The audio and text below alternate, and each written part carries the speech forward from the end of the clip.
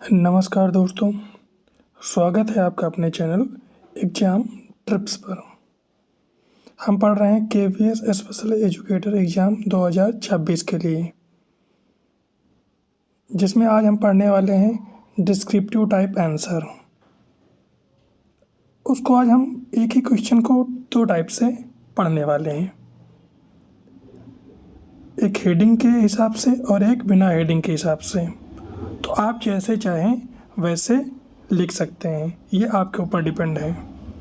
बाकी जो इस क्वेश्चन का जो फॉर्मेट रहेगा वो हिंदी में रहेगा, बाकी आप चाहें तो इंग्लिश या फिर हिंदी में लिख सकते हैं, ये आपके ऊपर डिपेंड है। हम क्वेश्चन की ओर आगे बढ़ें इससे पहले जो लोग चैनल पर पहली बार आए हैं वो लोग चैनल को ज़रूर सब्सक्राइब कर लें, क्योंकि अब हमारी क्लासेज जो हैं डिस्क्रिप्टिव आंसर वाली स्टार्ट कर दी जाएंगी, ताकि आप लोगों को डिस्क्रिप्टिव आंसर लिखने में कोई भी दिक्कत ना हो। बाकी अगर आप लोगों को PDF चाहिए तो ये कैसे मिलेगी आपको वीडियो में बता दिया जाएगा। तो बढ़ते हैं पहले प्रश्न की ओर। हमारा पहला प्रश्न है, विकलांगता का ऐतिहासिक परिप्रेक्ष्य। तो अगर हम इस पर बात करें तो ये है हमारा पहला टाइप, जिसमें हम विदाउट हेडिंग को लिखने वाले हैं। बाकी हम दूसरे टाइप में हेडिंग वाइज भी कैसे लिखेंगे इस पर भी हम चर्चा कर लेंगे। तो हमारा प्रश्न है, विकलांगता का ऐतिहासिक परिप्रेक्ष्य बताइए, या इस पर चर्चा कीजिए या इसका वर्णन कीजिए। तो विकलांगता का ऐतिहासिक विकास समाज की सोच, धार्मिक मान्यताओं और वैज्ञानिक प्रगति के अनुसार बदलता रहता है। प्राचीन काल में विकलांगता को प्रायः पाप, कर्मफल या दैवी दंड माना जाता था। जैसे ग्रंथों में विकलांग व्यक्तियों के प्रति भेदभावपूर्ण दृष्टिकोण देखने को मिलता है। कई समाजों में उन्हें सामाजिक जीवन से अलग रखा जाता था। मध्यकाल में यह धारणा बनी रही और विकलांगता को ईश्वर की इच्छा या शाप समझा जाता था। इस दौरान शिक्षा और रोजगार के अवसर लगभग न के बराबर थे। हालांकि धार्मिक संस्थाएं दान के रूप में सहायता करती थीं।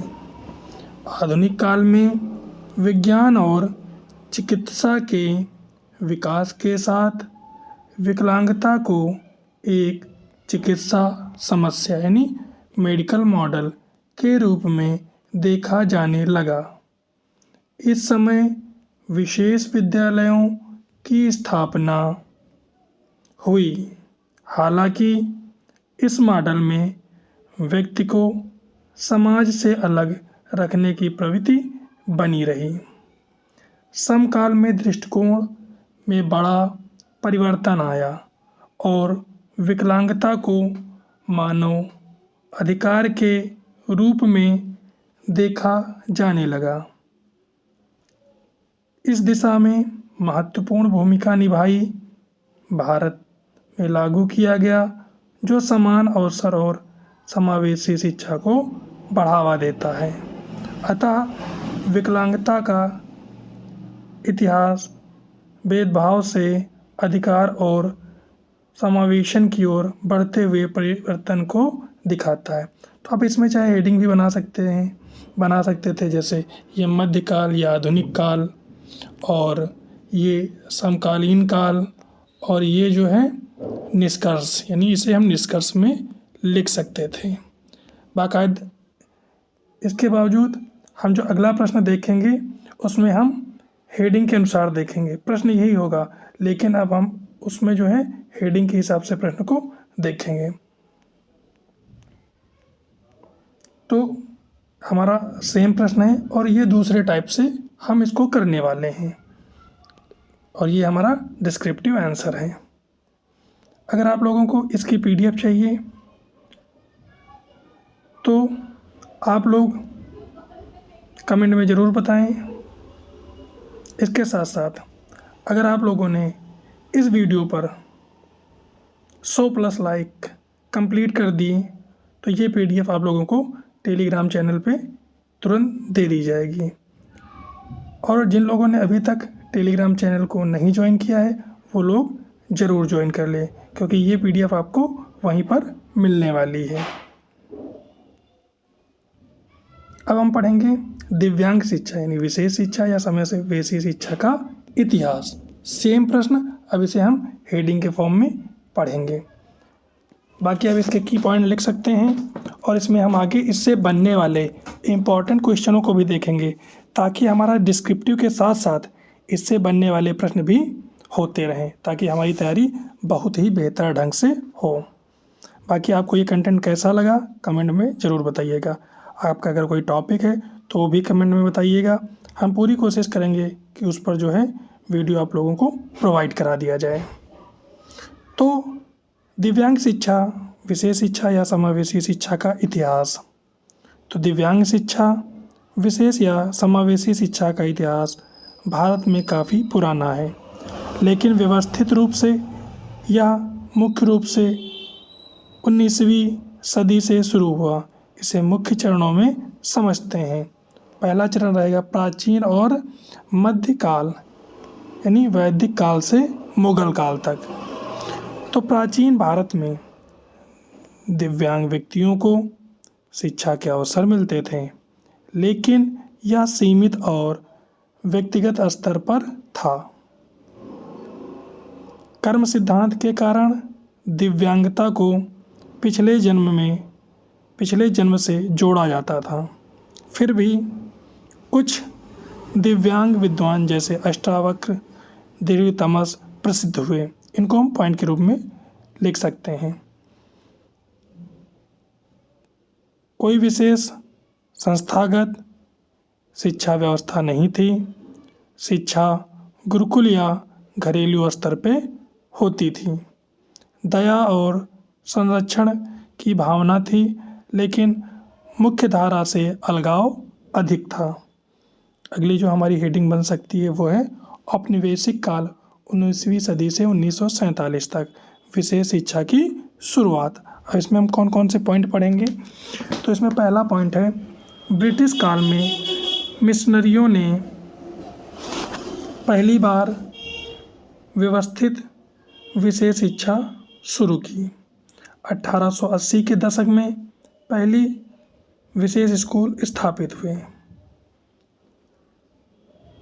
1887 बनारस वाराणसी में एनी सार्व मिशनरी द्वारा दृष्टिहीनों के लिए आश्रम स्कूल। 1880 मुंबई में बधिरों के लिए पहला स्कूल।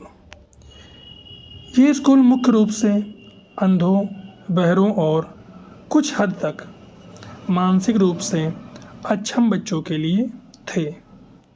अगली हमारी जो पॉइंट है दृष्टिकोण चैरिटी मॉडल, यानी ये दया पे आधारित था। अलगाव पर जोर, मुख्य धारा से अलग स्कूल, यानी ये अलगाव पर जोर देता था और मुख्य धारा से अलग स्कूल। 1940 ईस्वी तक NGO और मिशनरी संस्थाएं सक्रिय रहें, लेकिन बहुत सीमित पहुंच थी। अगली जो हमारी हेडिंग होगी स्वतंत्र भारत का प्रारंभिक दौर 1947 से 1980। तो इसमें कौन कौन से पॉइंट हैं। स्वतंत्रता के बाद सरकार ने धीरे धीरे ध्यान दिया। 1950-1960 कुछ विशेष स्कूल स्थापित हुए, लेकिन मुख्य फोकस पुनर्वास पर। 1947 integrated education for handicapped children IEDC योजना शुरू हुई। पहली सरकारी योजना जो हल्के दिव्यांग बच्चों को सामान्य स्कूलों में पढ़ाने पर जोर देती थी, यानी यहाँ से समावेशन की शुरुआत। कोठारी कमीशन 1964-1966 ने भी सामान्य स्कूलों में दिव्यांग बच्चों को शामिल करने की सिफारिश की। दृष्टिकोण विशेष शिक्षा सेपरेटेड स्कूल से एकीकृत शिक्षा इंटीग्रेशन की ओर बदलाव। अगली जो हमारी हेडिंग प्रमुख कानूनी और नीतिगत बदलाव 1980 से अब तक, यानी 1980 से अब तक क्या प्रमुख कानूनी और नीतिगत बदलाव हुए हैं उनको हम पॉइंट वाइज पढ़ लेते हैं। 1986 राष्ट्रीय शिक्षा नीति NPE हल्के दिव्यांग बच्चों को सामान्य स्कूलों में पढ़ाने पर जोर। 1995 person with disability equal opportunity protection of right and full participation act बड़ा मील का पत्थर। इसके 2 पॉइंट 18 वर्ष तक मुक्त शिक्षा का अधिकार, मुख्य धारा में समावेशन, बाधा मुक्त पहुंच, आरक्षण आदि। अगला पॉइंट 1995 से 2000 district primary education programme DPEP full form भी याद रखेंगे, और सर्व शिक्षा अभियान SSA 2001 दिव्यांग बच्चों CWSN children with special needs के लिए विशेष प्रावधान। अगला हमारा पॉइंट 2006 भारत ने UNCRPD संयुक्त राष्ट्र दिव्यांगजन अधिकार संधि पर हस्ताक्षर किए समावेशी शिक्षा का अधिकार बनाया। 2009 राइट टू एजुकेशन एक्ट 6 से 14 वर्ष के सभी बच्चों दिव्यांग सहित को मुक्त और अनिवार्य शिक्षा। 2016 right of persons with disability RPWD act सबसे महत्वपूर्ण। ये क्या है? ये सबसे महत्वपूर्ण है। क्यों? क्योंकि दिव्यांगता के प्रकार 7 से बढ़ाकर 21 कर दिए गए। शिक्षा में 4% आरक्षण, यानी जो शिक्षा में था वो 5% आरक्षण, और नौकरियों में 4% आरक्षण। इससे पहले कितना था? 3% आरक्षण। समावेशी शिक्षा पर मजबूत जोर, विशेष शिक्षक सहायक उपकरण, ब्रेल, साइन लैंग्वेज आदि।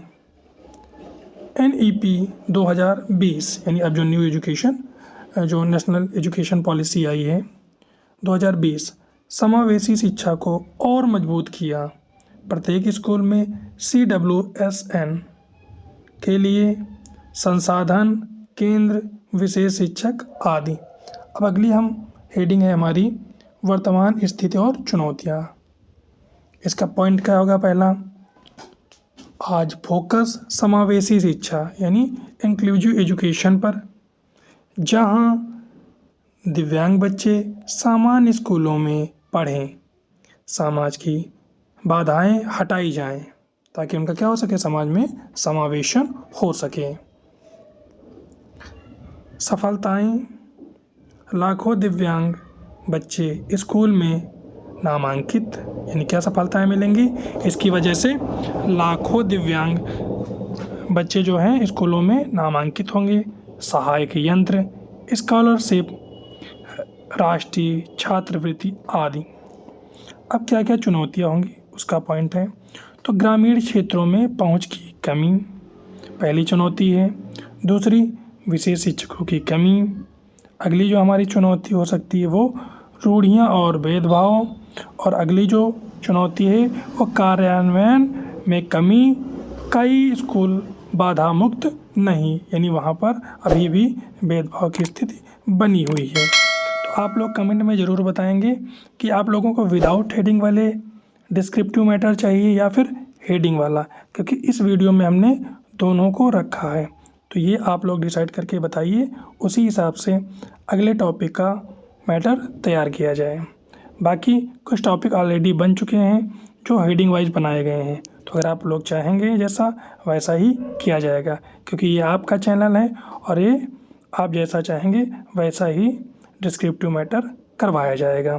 बाकी अगर आप लोगों को इसकी PDF चाहिए तो टेलीग्राम चैनल ज़रूर ज्वाइन कर लें। अगर आप लोगों ने इस वीडियो पर 100 लाइक कंप्लीट कर दी तो ये PDF तुरंत टेलीग्राम चैनल पर भेज दी जाएगी।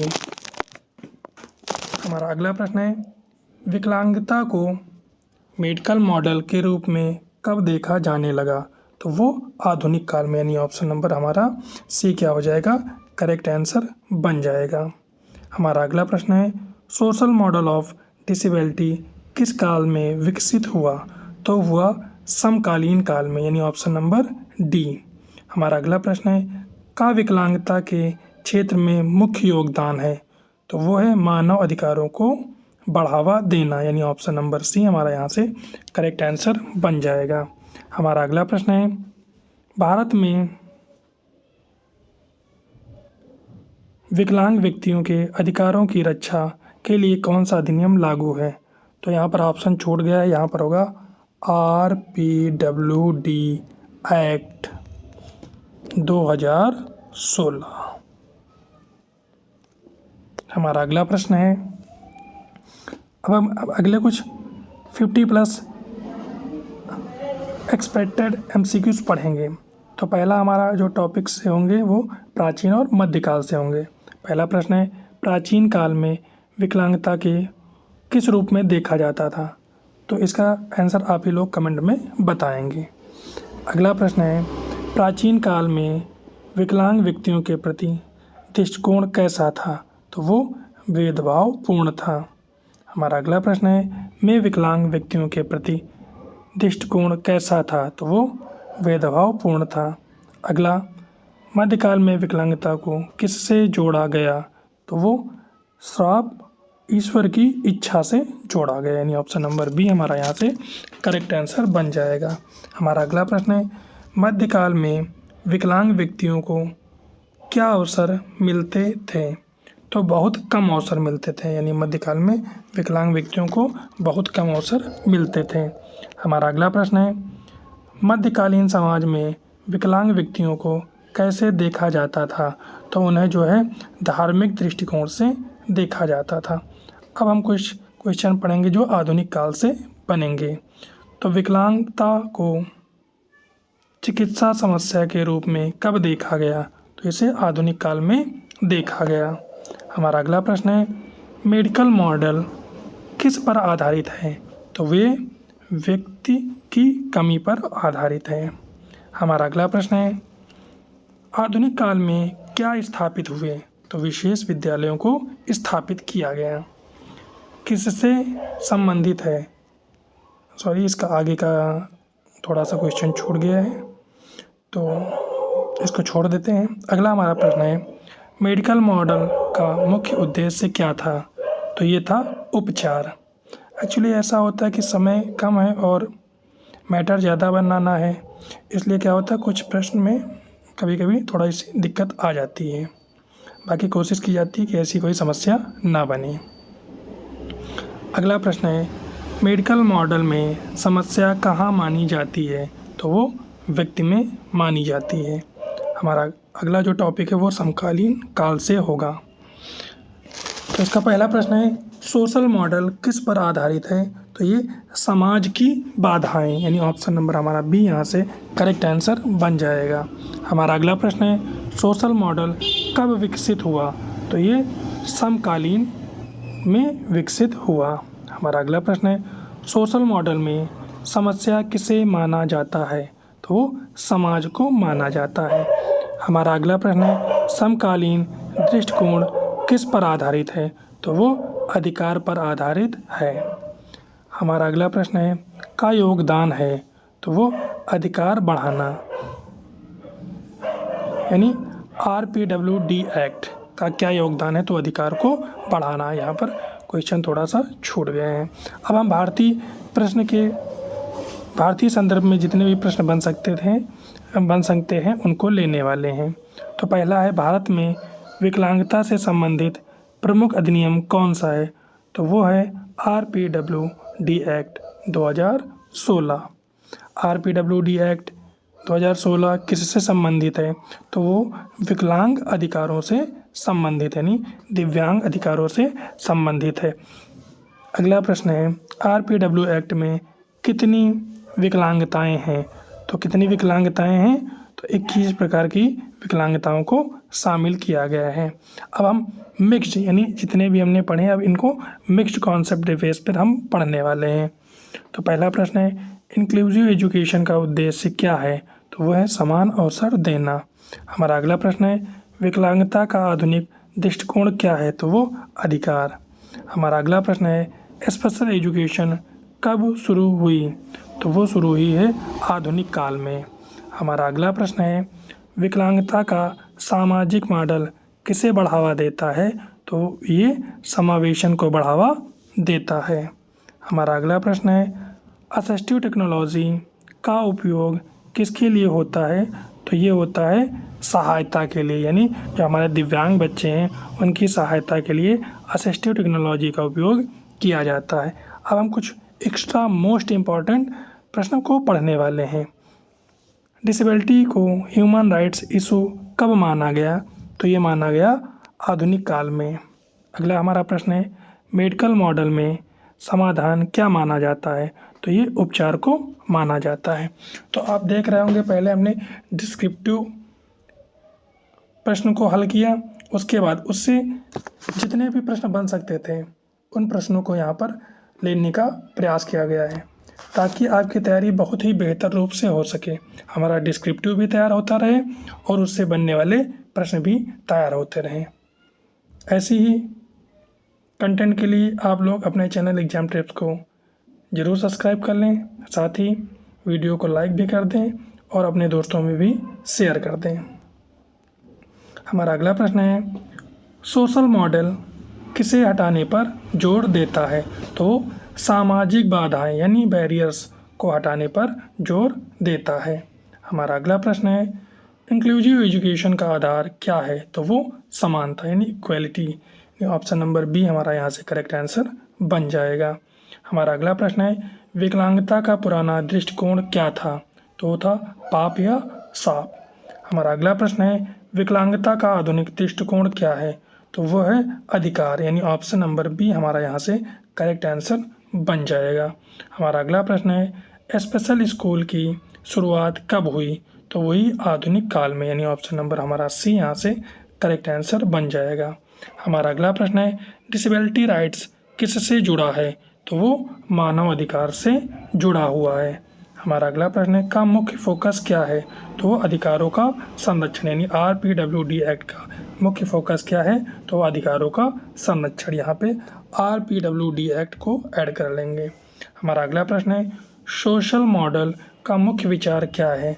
तो यह है समाज में बाधाएं, यानी ऑप्शन नंबर बी। कब लागू हुआ? तो यहाँ पर थोड़ा सा परिवर्तन किया जाएगा। यहाँ पर जो प्रश्न होगा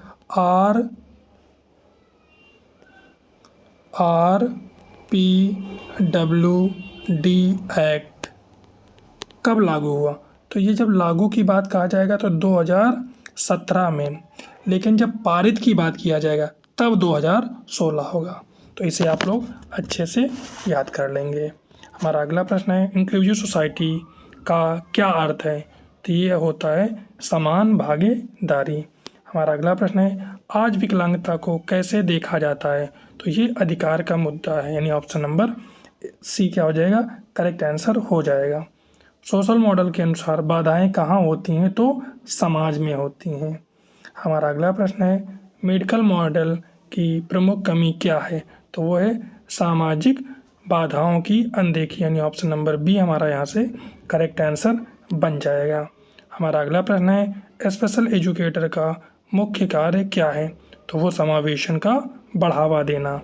क्या होता है? स्पेशल एजुकेटर का मुख्य कार्य होता है। हमारा अगला प्रश्न है, डिसेबिलिटी अवेयरनेस क्यों आवश्यक है? तो वो समावेशन के लिए। हमारा अगला प्रश्न है, इक्वलिटी समानता का अर्थ क्या है? तो वो होता है समान अवसर देना। हमारा अगला प्रश्न है, रिहैबिलिटेशन किससे संबंधित है? तो उपचार और पुनर्वास से संबंधित है। हमारा अगला प्रश्न है, सोशल जस्टिस किससे संबंधित है? तो ये है अधिकारों से संबंधित। हमारा अगला प्रश्न है, डिसेबिलिटी पॉलिसी का मुख्य उद्देश्य क्या है? तो वो है समावेशन। हमारा जो अगला क्वेश्चन है 47 नंबर, पुराने समय में विकलांगता को क्या माना जाता था? तो इसे श्राप माना जाता था, यानी ऑप्शन नंबर सी हमारा क्या हो जाएगा? करेक्ट आंसर हो जाएगा। हमारा अगला प्रश्न है, वर्तमान समय में विकलांगता को क्या माना जाता है? तो इसे अधिकार माना जाता है, यानी अब विकलांगता को अधिकार आधारित जो है कानून प्राप्त है। हमारा अगला प्रश्न है, एक्सेसिबिलिटी का क्या अर्थ है? तो वो है आसान पहुँच। हमारा अगला प्रश्न है, इंक्लूजन का अर्थ क्या है? तो वो होता है साथ में सीखना। हमारा अगला प्रश्न है, सोशल बैरियर किससे संबंधित है? तो वो है समाज से संबंधित। हमारा अगला प्रश्न है, मेडिकल मॉडल किस पर केंद्रित है? तो वो केंद्रित है व्यक्ति की समस्या पर। हमारा अगला प्रश्न है, राइट्स किससे जुड़े हैं? तो वो जुड़े हैं समानता से। हमारा अगला प्रश्न है, इंक्लूजन किससे संबंधित है? तो वो संबंधित है भागीदारी से। हमारा अगला प्रश्न है, में कितनी विकलांगताएं शामिल हैं? तो RPWD एक्ट में कितनी विकलांगताएं हैं? तो वो 21 प्रकार की विकलांगताएं शामिल हैं। अब कुछ हम वेरी इंपॉर्टेंट रैपिड फायर के रूप में क्वेश्चनों को देख लेते हैं। तो आप देख रहे होंगे कि आपको कैसा कंटेंट दिया जा रहा है, यानी डिस्क्रिप्टिव, उससे बनने वाले प्रश्न, मिक्स्ड प्रश्न, टॉपिक वाइज प्रश्न और रैपिड फायर प्रश्न। तो आप कमेंट में ज़रूर बताइएगा कि आज की वीडियो आप लोगों को कैसी लगी।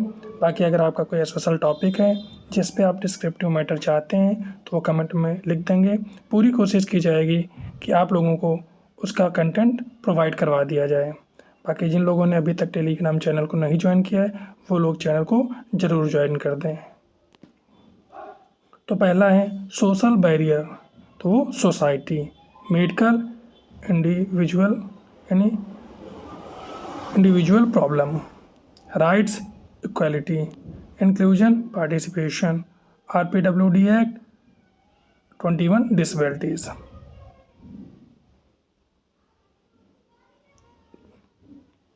पूरा वीडियो देखने के लिए धन्यवाद। आप लोग कमेंट में ज़रूर बताइएगा कि वीडियो आप लोगों को कैसी लगी। बाकी जो लोग चैनल पे पहली बार आए हैं वो चैनल को ज़रूर सब्सक्राइब कर लें, अपने दोस्तों में भी शेयर कर दें, क्योंकि ये आपका चैनल है जो आपके लिए फ्री ऑफ कास्ट सारा कंटेंट प्रोवाइड करा रहा है।